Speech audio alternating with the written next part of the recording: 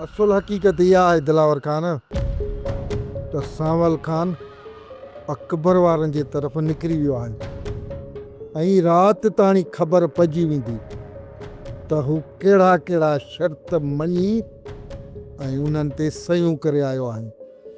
उन खां पोइ तूं छा कंदे?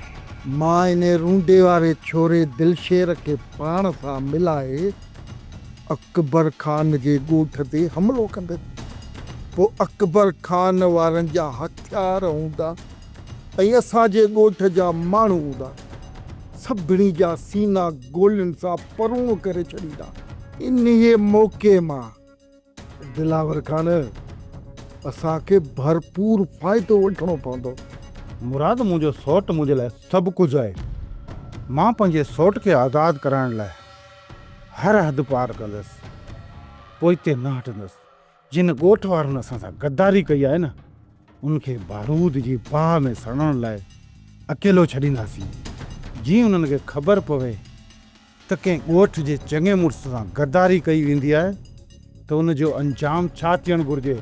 दिलावर खान, तव्हां बेफ़िक्र रहो, बेफ़िक्र रहो।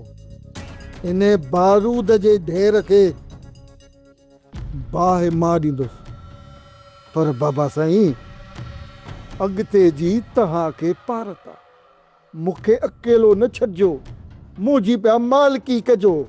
तुंहिंजी वफ़ादारी जो सिलो तोखे ज़रूरु मिलंदो, इन ॻाल्हि जो तूं को ख़ौफ़ न कर। सब्सक्राइब कयो असांजो official YouTube channel Sindh TV HD drama ऐं वधीक अपडेट लाइ बेल आइकन खे क्लिक करियो।